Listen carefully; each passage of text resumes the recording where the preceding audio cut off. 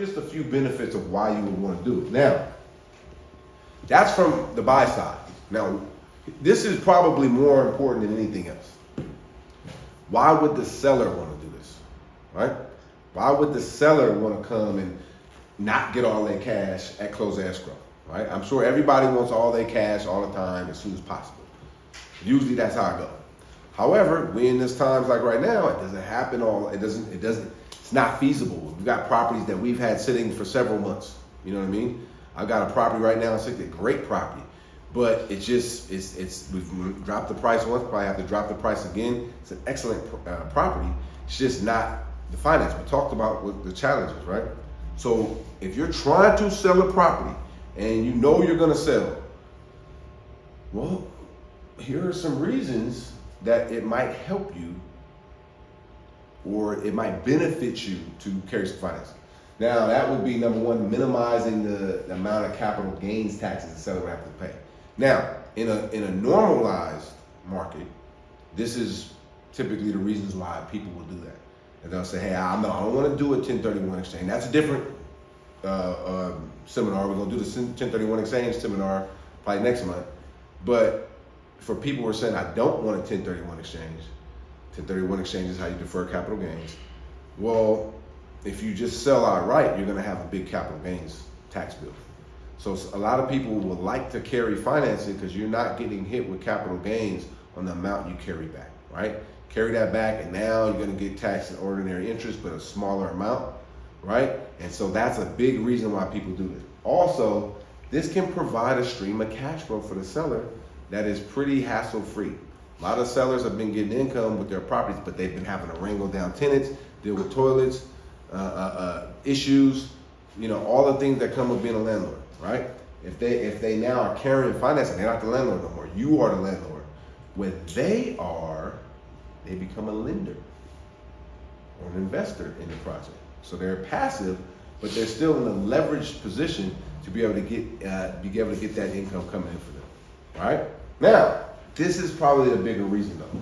It helps the seller to get their desired asking price. Helps the seller to get a better price, particularly today.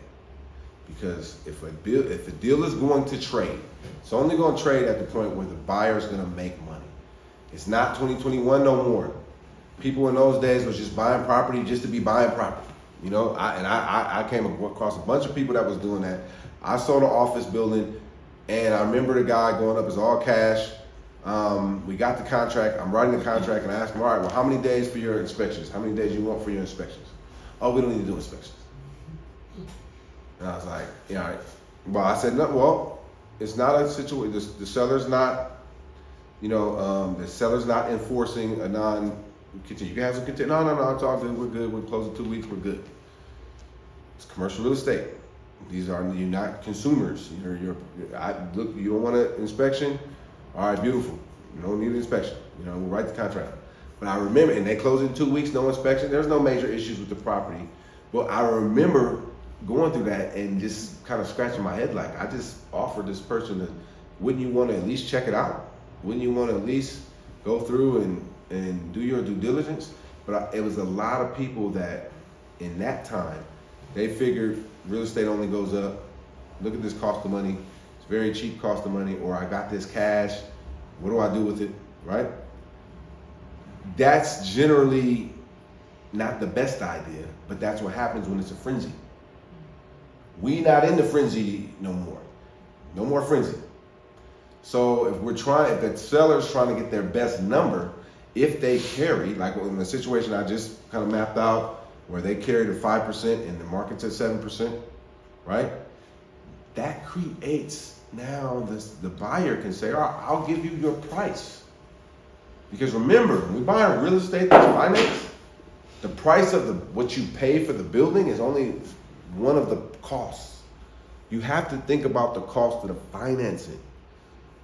That's what you're going to pay over the life of it. You may pay $1 million for this building. Let's say you finance it at 70%, $700,000, and you're at a 7% interest rate. Over the life of the deal, you paid $1 million for the property, but on that loan, you probably also, paid $1 million paying them back, principal and interest. For sure you did. So you gotta measure the cost and not just price, but the cost of financing. So that is why a seller would be willing to do this.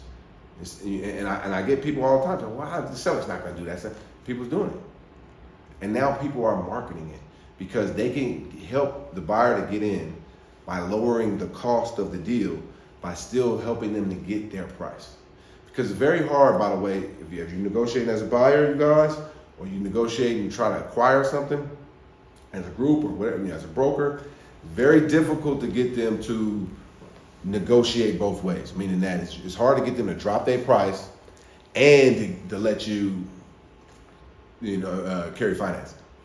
Typically either or, although I have seen it done both. I've seen some aggressive deals get done, but usually it's like the seller says, "Hey, I'll get my price, your terms. So give me my price, and I'll go on and carry the financing to make this work for you," right?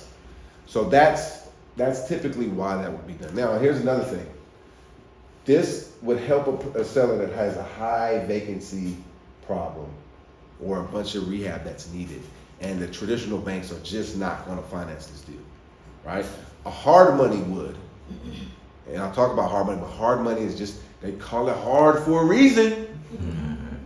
You know what I mean? And everything goes up, as the bank interest rates go up, so do the hard money interest rate. But they start 10 to 12% in a good time. Sometimes now you can get some hard money. Back in the day, you could have got it like 9%, 8%. But typically it starts 10 to 12. Well, now a lot of them starting 12 to 15%.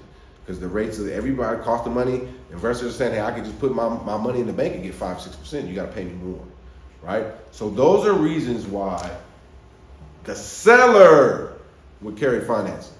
And I wanted to say, hey, why creative financing? What is creative financing? The benefits for both buyer and seller. Before we go now, we're going to start talking techniques. Does that make